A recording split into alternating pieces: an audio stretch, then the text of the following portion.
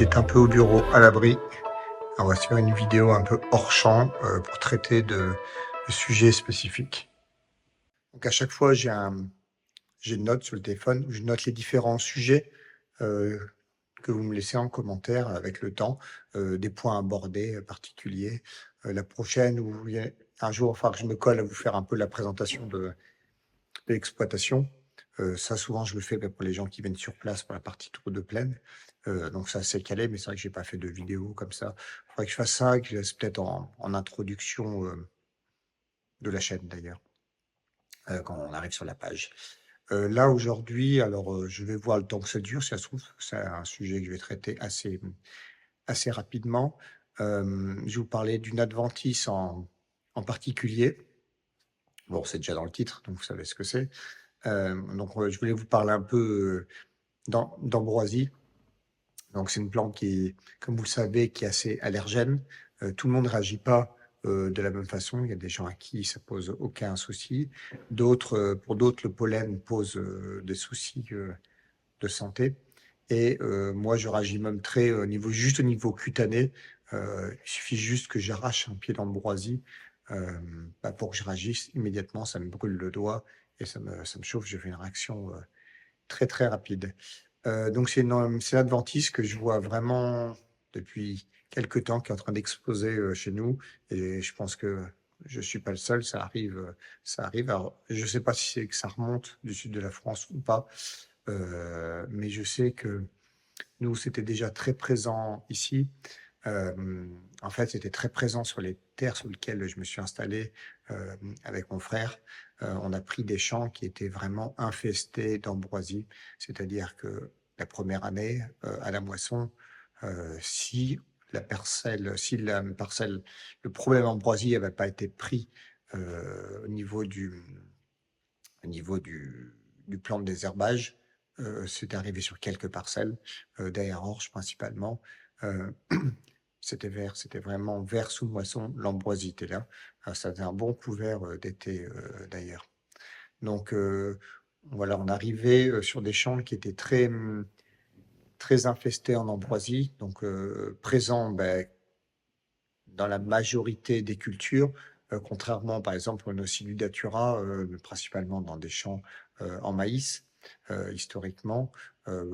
Donc ça, le datura, c'est une plante qu'on peut trouver, qui lève surtout dans les cultures de printemps et les intercultures d'été. Ça se désherbe quand même assez facilement, c'est juste que le seuil de tolérance est très très faible, mais ça fait partie des adventices qu'on n'a que dans les cultures vraiment d'été. L'ambroisie a cette particularité de pouvoir lever dans les cultures d'hiver, dans du blé, dans du colza.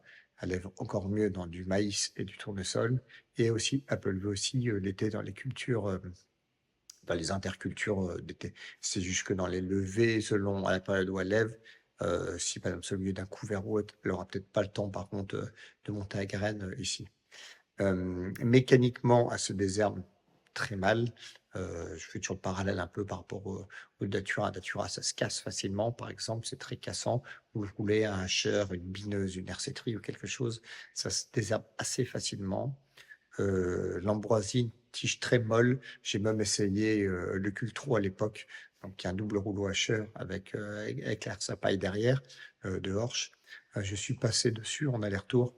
Ça ne lui fait rien du tout d'ailleurs. C'est une tige à la fois très molle et très résistante.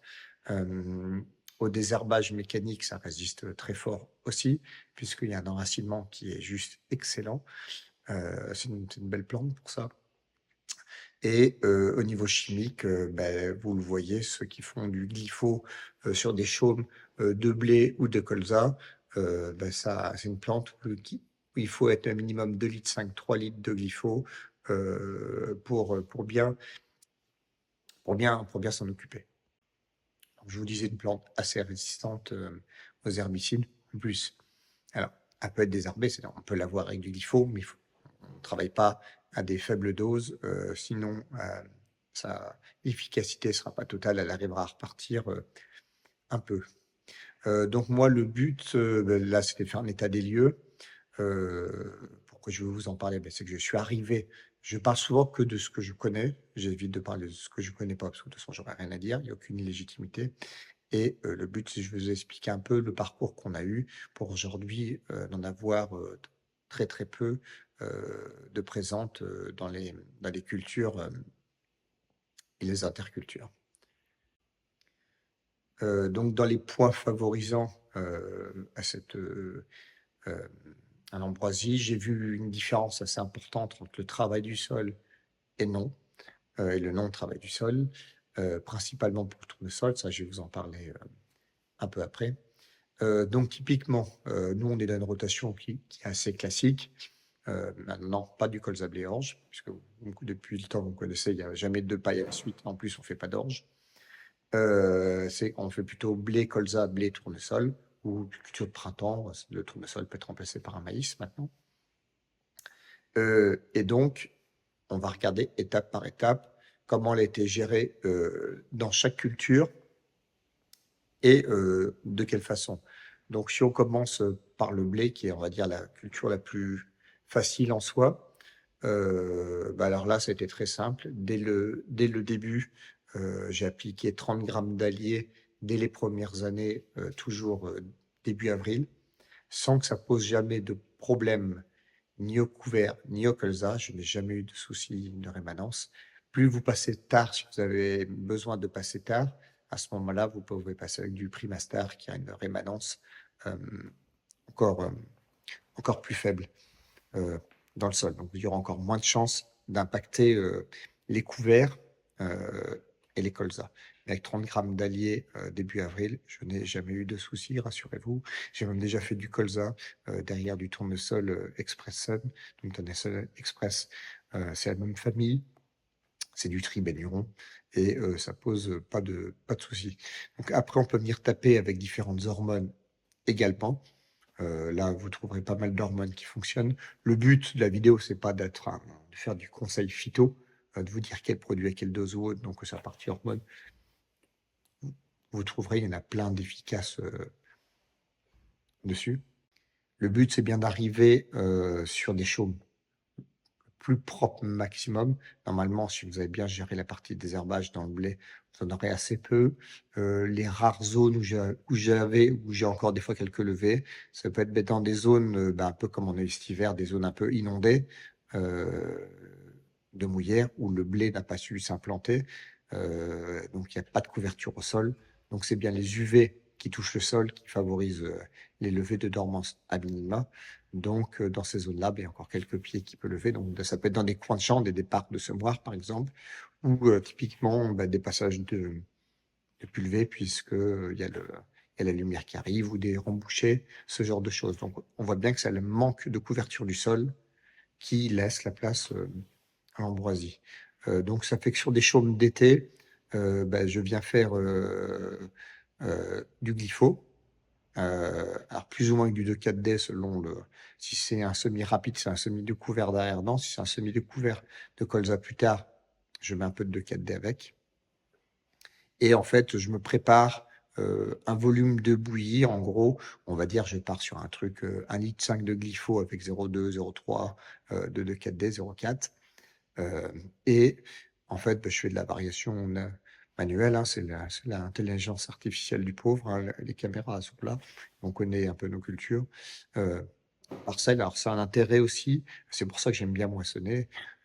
C'est pas autant pour la moisson elle-même, c'est l'observation des parcelles qu'on peut faire pendant la moisson. On voit un peu les zones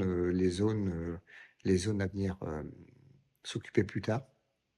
Donc typiquement, qu'est-ce que je fais dans les zones un peu à problème comme ça? J'augmente la dose, au moins je fais du plus 50% minimum en dose. Et après les zones où il y a vraiment pas grand-chose, je fais du moins 50. Donc avant colza et couvert, il y a plein de zones où je mets un petit litre de glypho avec un chouïa de 2,4-D. Et après, je monte un peu plus la quantité pour les zones avec ambroisie. Donc, il n'y a pas la même dose de produit partout. C'est là que peut intervenir de manière assez intelligente le système les systèmes qui sont en train de se mettre en place de caméras pour ouvrir, fermer les buses ou pour moduler aussi. La partie modulation peut être intéressante aussi. Donc après, on bascule sur un colza. Dans le colza, je fais pas d'intervention spécifique. Juste le fait d'avoir un colza réussi, en fait, suffit. Donc, il faut juste avoir un colza régulier partout. Donc là, c'est le but de la vidéo, c'est pas de comment faire un colza régulier partout, c'est un autre sujet. Et en moyenne, alors ça m'empêche pas d'en avoir. Je peux en avoir, ben, toujours, c'est toujours la même chose, c'est toujours dans les zones à, où les UV touchent le sol. Bah, s'il y a une zone de colza morte, bah, comme on a eu un peu cette année, et les passages de pulvée toujours. Donc, c'est ce qui fait que l'étape, bah, on se retrouve toujours avec du glypho de 4D, un peu comme le blé après moisson. Donc là, bah, il faut monter la dose. Je mets minimum 0,5 de 4D. Là, on est plutôt à 1,7 litre, 1,8 litre de glypho. Et avec ça, j'arrive à boucher les ambroisies. Et j'ai quand même des levées de repousse de colza, même avec 0,5 de 4D. Je crois que le dicamba peut être utilisé aussi pour faire ça. Petite coupure pub. Alors, c'est pas une pub Facebook, hein, c'est une pub moi-même. Ouais, ouais, je vais peut-être en faire de temps en temps comme ça. Il y a une vidéo, je vous ai fait ça pour le magasin à la ferme, pour la vente directe, plutôt pour la boutique en ligne d'ailleurs, parce que si vous regardez en ligne, vous allez plutôt acheter en ligne que, que venir en magasin à la ferme. C'était plutôt bah, un peu comme j'ai fait la vidéo un peu spécifique où j'expliquais un peu le service la semaine dernière. Donc, vous êtes un certain nombre est venu. Merci beaucoup de me faire confiance. Donc, depuis le week-end dernier, j'ai ouvert un service prestation, voilà, comme je ne sais pas comment encore appeler ça, où le but, c'est un flux WhatsApp privé, privatisé ou autre, sur lequel le but, c'est de vous donner l'info régulier des observations de champs. Il y a des messages, je poste du contenu tous les jours. Alors, ça peut être des résultats d'essais, des observations de parcelles. Donc, ça, c'en est beaucoup de ça. Le suivi découvert du colza, de ce que je suis en train de faire. Là, par exemple, j'ai fait décoller le drone. Les gens ont pu voir. J'ai fait le tour des maïs avec le drone. On a pu voir de dessus les parcelles de maïs que je n'avais pas récoltées, les bandes SD, strip-till. J'avais donné l'écart de différence de rendement que le SD et le strip-till. On voit les différences de variété, donc je fais suivre ça aussi.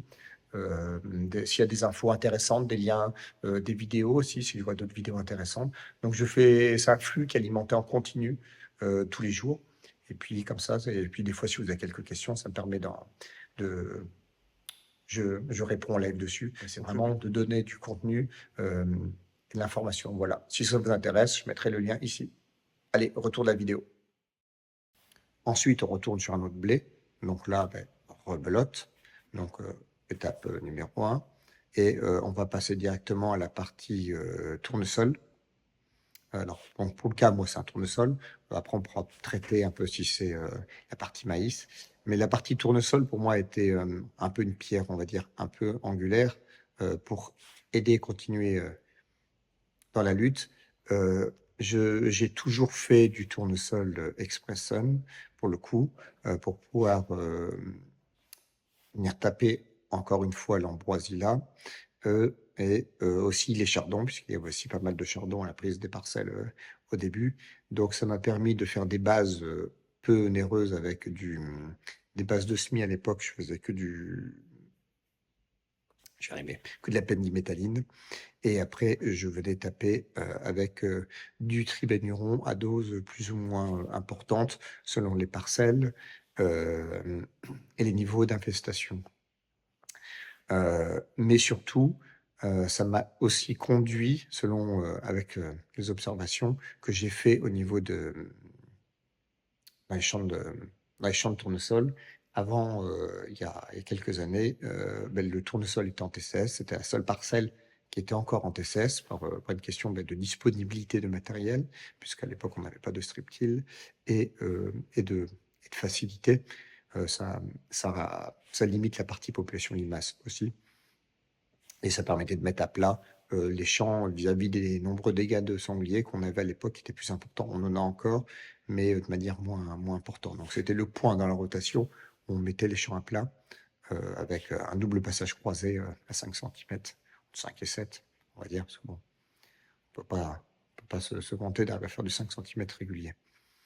Le gros défaut que ça avait, donc je vais essayer de faire apparaître la photo ici, c'est que, comme on doit le voir là, c'est que chaque passage, enfin, le fait de faire du tournesol en TCS, à chaque fois, c'était une explosion d'ambroisie. C'est-à-dire que le travail du sol fait partie, je trouve chez moi, des conditions de levée dormance assez importantes, des ambroisies. Le fait de brasser la terre, de faire rentrer de l'oxygène et des UV, on met le sol à nu, tapis d'ambroisie.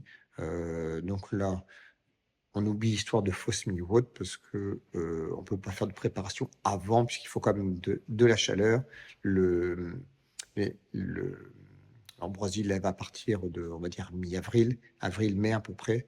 Ça lève dans ces périodes-là. Donc là, vous oubliez les fausses mie. Si cette année, par exemple, on vous dit, attendez, faites des fausses mie, puis vous semez le tournesol après. Bon, ben, cette année, tous les tournesols qui sont semés tard, je pense qu'ils risquent de rester dans les champs. Donc j'ai toujours essayé de semer le tournesol à peu près mi-avril. Force de constatation, à l'époque, je passais le déchauffeur à disque pour faire de la terre fine pour du tournesol, alors que la terre fine était déjà présente de manière un peu naturelle, un peu, voire beaucoup, derrière les couverts. Et donc, c'est à cette époque que je me suis mis à chercher un strip-till, c'était il y a 5 ans maintenant à peu près. Et j'ai commencé à faire du maïs en strip-till et des bandes d'essai sur tournesol. Et issu des observations, je voyais bien que les tournesols faits en strip-till avaient beaucoup moins d'ambroisie, c'est-à-dire qu'on a des levées d'ambroisie qui sont que sur le passage de la ligne de strip-till. Je vais essayer de refaire afficher une photo là. C'est-à-dire que sur l'interrang, il n'y a rien. On pourrait ne pas... Il n'y a pas besoin de faire de désherbage au moment du semis, d'ailleurs, pas besoin de faire... de prélever, ou même de prélever total, hein, ni sur l'intégralité de la parcelle, bien que sur la bande, dans des champs qui commencent à être un peu propres. Mais sur la partie ambroisie, de toute façon, je crois que le Proman est censé faire un effet, mais c'est quand même pas foufou. Cette année, j'ai mis un peu de Spectrum, puisque je voulais faire la même cuve avec que du maïs. Mais en fait, donc c'est bien le passage de la dent qui fait lever l'ambroisie. Cette année, dans mes tournesols qui étaient dans des anciennes parcelles en bio, ben, je l'ai bien vu. Il y avait bien que des ambroisies que à 75 centimètres. J'avais très très peu. Allez, on va pas dire qu'il y a 0 levé sur l'interrang, mais c'est moins de 10% d'élevé. Donc c'est vraiment sur le rang. Donc sur le rang, le tournesol arrive à concurrencer plus rapidement, fait parapluie, parasol plutôt. Mais bon, pour la phyto, on dit souvent, on fait des pulvées, on dit souvent effet parapluie, par la difficulté de venir atteindre la cible. Donc ça sous-entend que pour le désherbage avec du tribénuron sur du tournesol, donc dans la culture de tournesol sur l'ambroisie, il faut jamais attendre. Il ne faut pas attendre que les ambroisies soient assez développées, sinon vous ne les aurez plus, parce que c'est pas non plus miraculeux. Donc le mieux, c'est de passer assez tôt en stade. Quand vous arrivez à 2 feuilles, vous faites un premier passage. Après, il y aura quelques autres levées et vous faites le deuxième passage quelques temps après. Parce que le tournesol va vite venir couvrir la bande de strip-till et après, on a du mal à venir désherber là. Je sais que depuis, il y a eu l'homologation pour du Vibala. Honnêtement, j'en ai jamais utilisé. Je n'ai pas d'avis sur sa bonne efficacité ou non. Je crois que le prix n'est pas donné non plus, mais c'est pas un produit que pour l'instant j'ai utilisé. Donc voilà. Et après, sinon, on peut alterner avec du maïs. Pour le coup, j'alterne. Donc dans le maïs, ben, cette année, j'avais quelques petites levées, mais c'était pas énorme. Toujours sur le passage de dents de strip-till. Le maïs Lyon pour arriver peut-être à le faire en direct, mais ça demande. Moi, j'en suis pas encore à cette étape-là. J'ai pas fini de ramasser tous les maïs, mais cette année, j'ai un léger écart. Le maïs en direct, sans me faire 7-8% de rendement en moins. Là. La valeur, c'est une bande. J'ai mesuré le rendement sur la bande SD et mesuré sur le strip-till de chaque côté. Bon, voilà. Visuellement, ils étaient identiques. Le capteur trouve une légère différence. Voilà, sachant que ce mois n'est pas super pour faire ça. Enfin bref, on s'écarte. Donc la partie dans du maïs, après, ben, on a assez de matière active. Donc c'est ce que j'aime avec le maïs, c'est pour ça que je veux le remettre dans la rotation. On peut faire entrer plein de matières actives qu'on n'utilisait pas normalement dans la rotation. C'est-à-dire moi, blé colza, tournesol, ben, dans le tournesol, on se retrouve à utiliser de la pétanine qui sont déjà utilisées par certains d'entre vous dans les céréales et dans le colza. Le tribénuron, c'est la même famille que le métsulfuron aussi. Donc, est-ce qu'avec les années, l'ambroisie commence pas à s'habituer un peu à voir 3 années sur 4 les mêmes familles et dans les antigraminées foliaires, pareil, qui sont utilisés dans le tournesol, souvent c'est les mêmes que les autres cultures. Ce que j'aime avec le maïs, on peut faire entrer alors du nicosulfuron, bon, au final c'est une sulfo aussi. Mais on peut mettre on a le dicamba, on a le prosulfuron, et on a tout un d'autres matières actives que j'ai pas forcément en tête là, mais on peut, la mésotrione par exemple, donc on peut arriver à faire des triplettes et devenir désherber vraiment pas très cher du tournesol, d'ailleurs, du tournesol du maïs d'ailleurs cette année, pour le coup avec un seul passage. Assez économique, j'ai réussi à choper. Il y avait quelques petits raies qui étaient sortis, plus la lampourde épineuse, plus l'ambroisie. Tout ça, ça a été recta. Donc, je pense qu'au niveau semi, au niveau base, au moment du SMI sur la ligne de striptease, je suis même pas sûr qu'il y ait besoin de faire quelque chose. Donc, on peut arriver à passer peut-être qu'en cours de végétation, de végétation. Donc, le but à chaque fois, c'est de venir la taper quand elle est petite. Après, sinon, elle résistera au phyto. Et honnêtement, après, c'est mort. Dans les intercultures, ce que je vois aussi, quand elle arrive, si vous venez la broyer en fin d'été, elle n'arrivera pas ou plus à faire de montée à graines. Et ça fait que si vous avez des zones un peu localisées, vous voyez que la phyto a pas bien marché, parce que pour réussir à les tuer en glypho de 4-DLD, c'est pas toujours. Faut vraiment que la phyto soit assez lourde et bien faite, parce que on peut vite passer à côté d'une efficacité à 100%. Donc, on peut avoir des tâches qui arrivent quand même à repartir et limite vouloir monter à graines. Et si vous voulez pas passer d'outils spécifiques pour ça, ce que je conseille pas particulièrement non plus, ce que je ne fais pas, vaut mieux faire un broyage localisé. Vous arrivez du fin août, début septembre ici, ou juste avant qu'elle monte à graines. Et là, vous serez tranquille, elle ne remontera pas à graines. Vous aurez juste des tiges assez lignifiées, mais qui posera aucun souci pour passer avec n'importe quel autre semoir dedans. Voilà, j'ai fait à peu près le tour de la manière où je l'ai géré. Je voulais faire une autre marque anecdote. Ce que j'ai vu, et je l'ai compris l'année d'après en biblio, j'avais des parcelles qui commençaient à être à peu près propres. En ambroisie, je les envoyais quasiment plus, qu'on a reconverti en agriculture biologique, et parce que irrigation.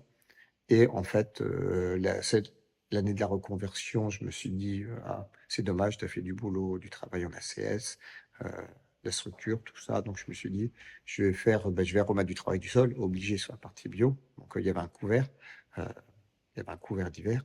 Et j'ai voulu faire que du scalpage très superficiel, donc 3 cm à peu près, soit à la dent, soit à la fraise, et mettre du maïs comme ça, ou d'autres cultures de printemps. J'avais essayé du blé de printemps avec du pain et ce genre de choses. Et donc, ça faisait à peu près 5 ans, je crois qu'elles étaient en ACS, un truc comme ça, à l'époque. Et des gens, 4-5 ans, je voyais quasiment plus d'ambroisie grâce à une bonne gestion de la phyto. Donc, je me suis dit, c'est bon, j'ai calmé le jeu. Et donc là, cette année-là, j'ai arrêté la chimie, remis du travail du sol, mais même très, très superficiel. On ne pouvait pas faire moins en travail du sol. Et bien, en fait, retour, explosion de l'ambroisie. C'est-à-dire, même, j'en en voyais plus visuellement, mais en fait, j'en voyais plus parce que le travail du sol était arrêté et la chimie maîtrisée. Mais en fait, c'est pas du tout assez. J'ai eu la biblio après. C'est à partir de 7 ans qu'il commence à y avoir une décroissance du stock semencier. Donc les fausses semis, vous oubliez, ça ne sert vraiment pas à grand-chose. De manière globale, de toute façon, je n'aime fondamentalement pas les fausses semis. Donc, il faut juste attendre, laisser le sol tranquille et continuer à la gérer chimiquement. Et là, le taux de décroissance s'amorce à partir de la 7e année. Mais en gros, faut jamais baisser sa garde et continuer. Donc là, je continue à être très, très vigilant vis-à-vis de cette adventice. Ce qui peut me limiter, moi, si par exemple je voulais, par exemple, implanter, si je voulais avoir des légumineuses pluriannuelles dans du blé où il faut pas faire d'antilicote ou autre, bah, je devrais faire le choix entre l'ambroisie et le couvert. Donc, mon choix. Alors, déjà, ça tombe bien, j'arrive pas à faire ces plantes-là. Et en réserve utile très faible, ça serait aussi problématique. Donc, voilà, vous l'avez compris, le travail du sol est un problème plutôt qu'une solution. La maîtrise de la chimie, elle, est plutôt une solution. Donc, je sais que si des gens vous me parlez d'écologie, écoute, oui, la chimie est une solution pour l'ambroisie et le labour ne viendra pas aider, faire des déchômages ne viendra pas aider. La dépense de GNR et des tracteurs ne seront pas une aide. Donc, si vous voulez éviter d'avoir des plantes allergènes dans nos campagnes, dans nos parcelles, la chimie est la meilleure solution pour ça. Je pense avoir fait le tour de ce que je vous avais à dire. Alors, il n'y a rien de révolutionnaire. Il y a pas de solution miracle. Je vous ai juste expliqué les différents leviers que j'ai utilisés. Si j'ai envie de m'amuser, je ferai peut-être juste une fiche PowerPoint que je pourrais peut-être intégrer à la présentation d'exploitation avec le tour de plaine. Une fiche, juste une diapo spécifique ambroisie avec l'échelle de la rotation. De toute façon, j'avais fait une diapo juste pour la partie rotation et ce que je fais au niveau dans l'ambroisie. Donc, le but, c'est de venir lui taper sur la figure à chaque fois qu'on peut et laisser le sol tranquille.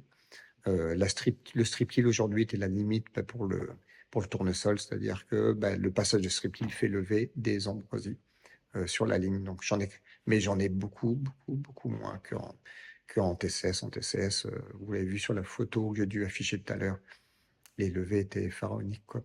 Le binage marche, donc si vous êtes en travail du sol, le binage marche quand même pas mal. Bon, il faut intervenir très tôt sur des petites ambroisies. Donc, quand je dis binage, c'est pas venir à 10-15 cm avec des socs et faire des terres fines dans tous les sens. C'est bien des socs plats.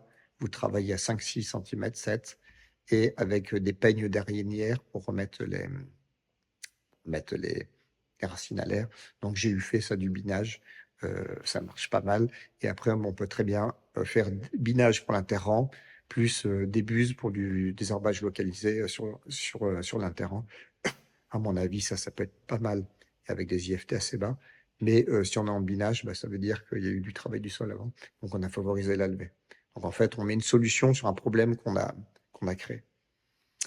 Voilà, on va arrêter là. Je verrai si pendant le montage je pense à autre chose, je vous les rajouterai. Allez, salut et bonne pluie et tempête à vous. Là, on est dans l'horaire, il pleut à foison, on a des grosses bourrasques de vent. On verra combien ça monte et si ça pose pas de soucis. Les tournesols sont ramassés pour ceux qui pouvaient être ramassés. Ceux qui sont pas ramassés, c'est des ronds verts, ainsi de suite, du ressemis. Mais ils resteront comme ça dans le champ, ils se prendront un coup de rouleau ou semis directement dedans. Et voilà, il nous reste les maïs secs et les maïs irrigués. Voilà, allez, salut, bon courage à vous tous.